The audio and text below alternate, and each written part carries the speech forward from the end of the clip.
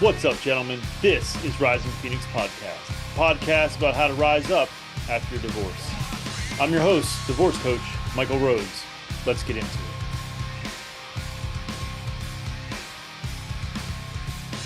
Hello and welcome to the show. This is episode 131. This is going to be a solo episode, and I'm going to cover a few different things. One of those is I'm going to talk about a topic that is pretty similar to episode 129 in terms of how to see her differently.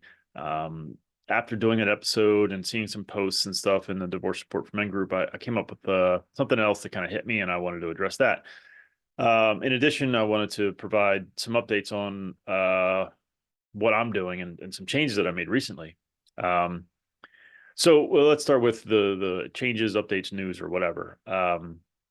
I decided to go back and put all my old episodes on YouTube. The majority of, I think it's the first 40 couple of episodes, I don't believe are on YouTube.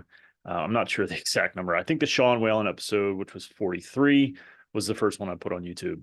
And before that, none of them were put up on there. And before that, almost none of them were shot with video in mind. So I'm going to go back and edit. And by the way, if you listen to the episode 2 that is on the podcast, on the audio version of the podcast, it's going to be different than what is put up on YouTube. It's actually, I edited it a lot more when I was doing audio only. I was really, because it was my second episode, so I was really combing through it, and anything that I thought was like wonky or any kind of weird like coughs, or not even coughs, like ums or whatever. There's one.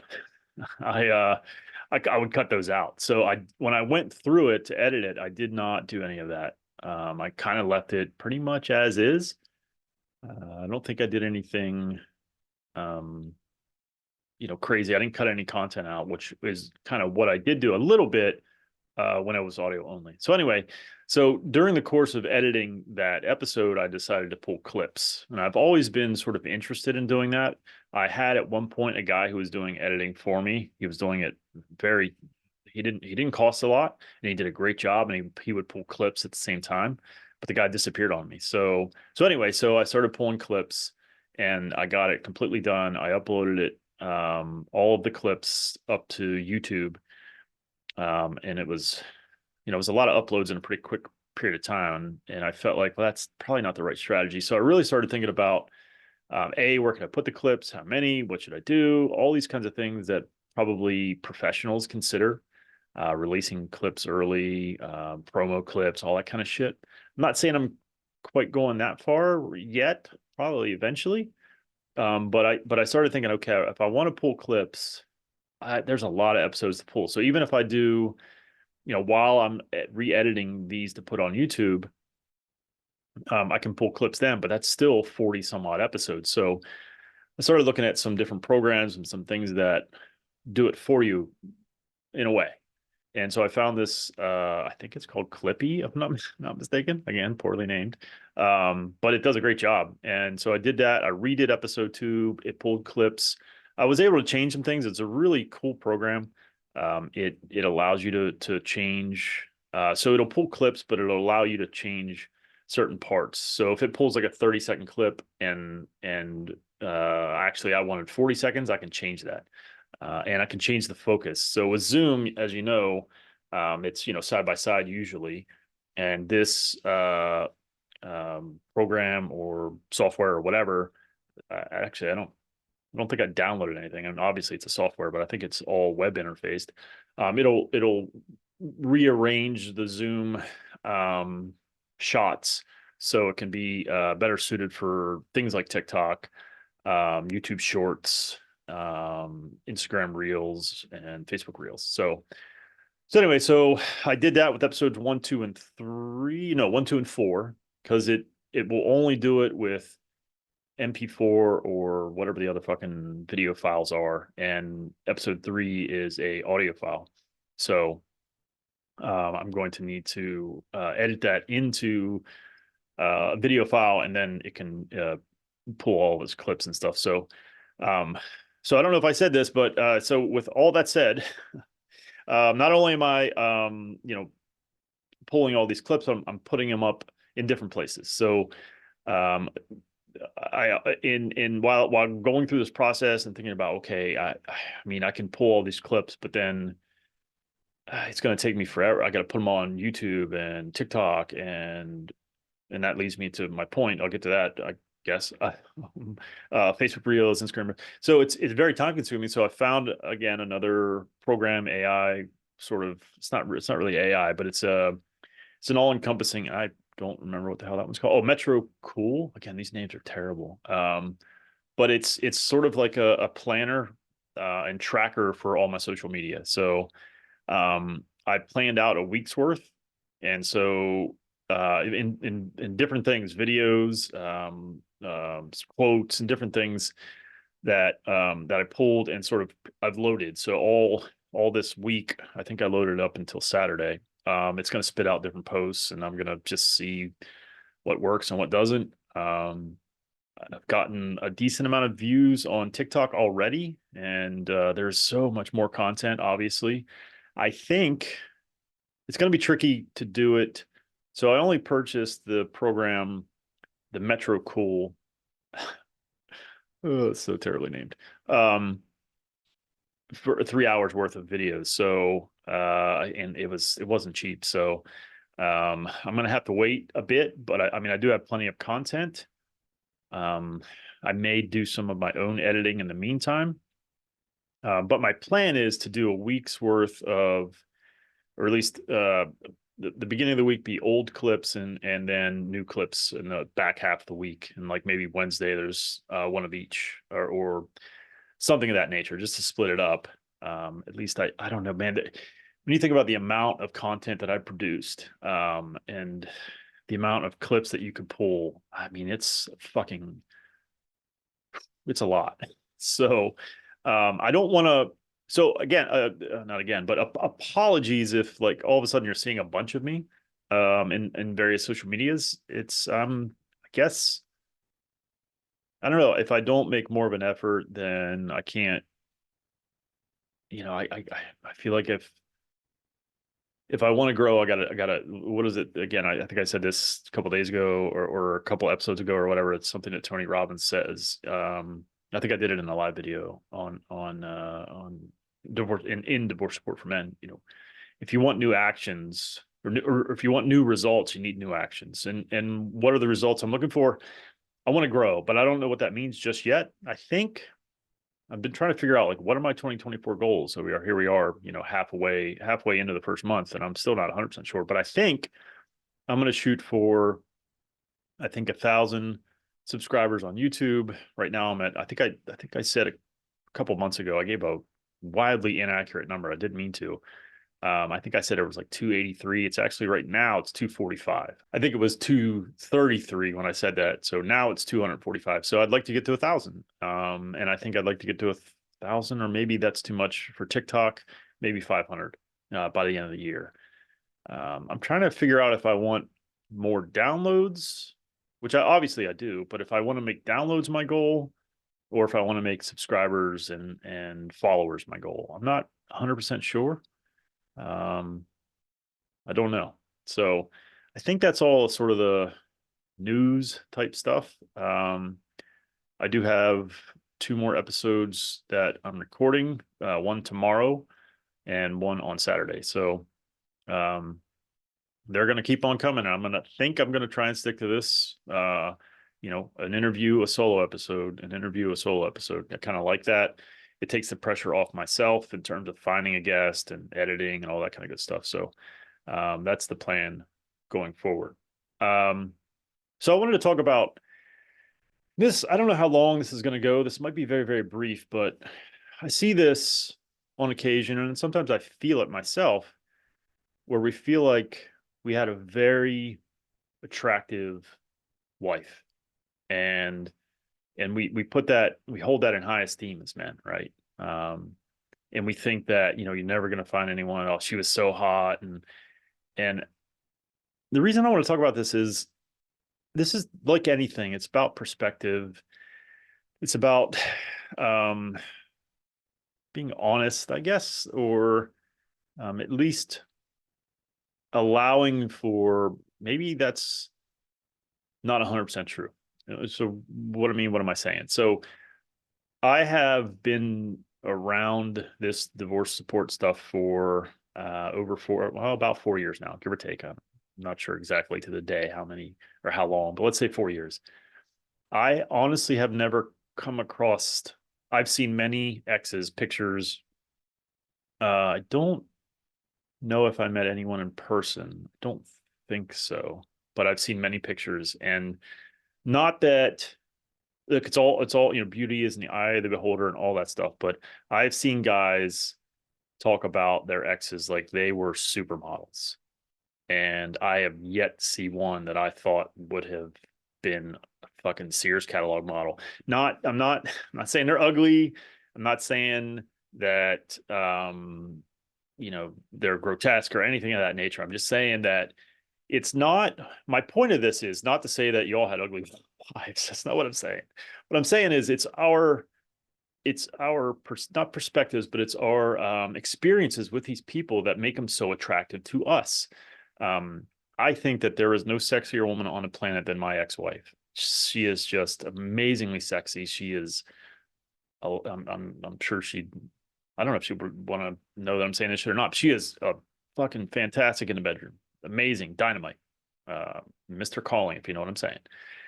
But that's my interpretation because of the many, many moments of closeness and the familiarity, I guess, in a way. I mean, I knew how to push her buttons. She knew how to push mine, so to speak, like in the bedroom. Like she was always cute and attractive, but she became incredibly sexy because of what we shared together. And so I guess what I'm trying to say is that if you put your ex up on this pedestal, unless she actually was a supermodel, she's not a supermodel, right? She might be attractive. I'm not saying she isn't, but be careful with seeing her through this lens of connection and memories and experiences rather than objectively.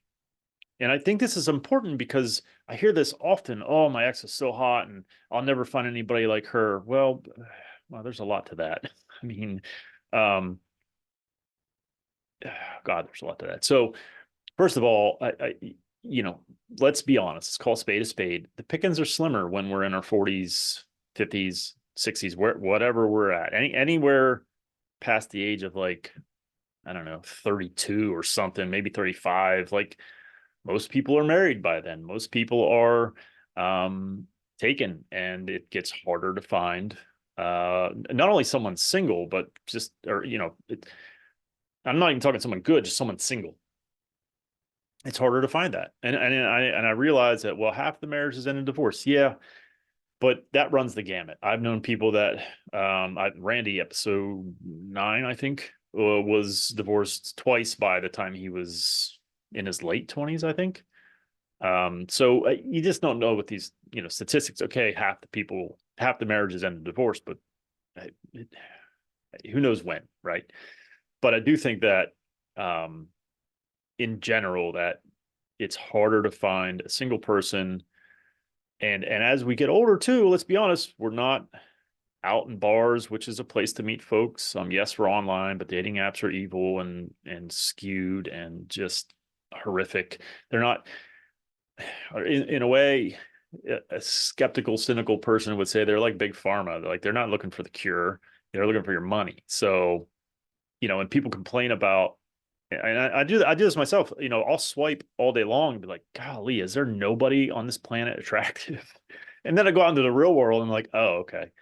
And then 9 times out of 10, they got a ring. Like it's the same. They got a ring on their finger. So, I know it seems like, um, you know, there's no attractive women, or there'll never be another one as attractive as your ex, but that's just not true. My ex was cute, but I didn't think she was sexy when I first met her or started dating her. She became that way because of who she was. And so what I'm saying is that these connections or our feelings are often um, impacted or influenced by the experiences we share with these people. And that doesn't make it, I'm not saying that makes it any better for you to be like, oh, that's why I think she's so hot. It's because of we had a great connection, or we had great sex, or she knew how to push my buttons or whatever. What I'm saying is that's recreatable. And so if you sort of step back and you think about, sort of, subjectively, objectively, whatever the fucking right word is there, um, uh, she might not be the hottest thing on the planet, right? We think that, or we feel that because it's a blow to our identity and our ego. She's gone. There's that longing piece. There's that, I need that for my identity. So there's that. There's also that connection, that familiarity, that bond, if you will, that we thought that we had. And so I think if you find yourself, and I do it at times, if you find yourself thinking, oh, I'll never find any, and you might not find anyone as like bare bones or whatever, like attractive, like just physically, just like looking at them, you might not. I don't know why anyone would want to assume that, but and also when you're on dating apps, these things can, again, they can skew you, because if they wanted to show you every hot chick that was available, you'd be a lot quicker to match with someone and get the fuck off that app and not pay their monthly fucking fee. So don't get bogged down into thinking that you'll never find anyone as hot as your ex. And not for nothing, and I think I was trying to make this point as well. I get lost in my own fucking thoughts. Apologies. um, um, like I just did right there. What they did is not exactly an attractive thing. If they lied, cheated, I mean, they walked out, or whatever the scenario is, and they're gone. They left you. They decided that, the marriage wasn't sustainable, or I don't know. I'm going to put, I don't know what they thought. They just thought it wasn't, they didn't want to be in it. Right. So that's not exactly a quality. I can tell you that for me, as I go forward and I'm dating, and I've come across women that are these walkaway wives, like, got to go find your happiness type. I don't know. No, thank you. Now that's difficult to ferret out whether or not that's actually what happened, but I can fucking assure you that I am very conscious of that, and very it's one of the things that I'm looking for. Like, why did it end? Because I don't want to repeat the past. And so if you could take the physicality of your ex and put it into another person, and they did the same things that your ex did, would you really want to fucking be with them? Would you really want to date them? I think a lot of times we hold on to these memories because that's easier for some weird reason.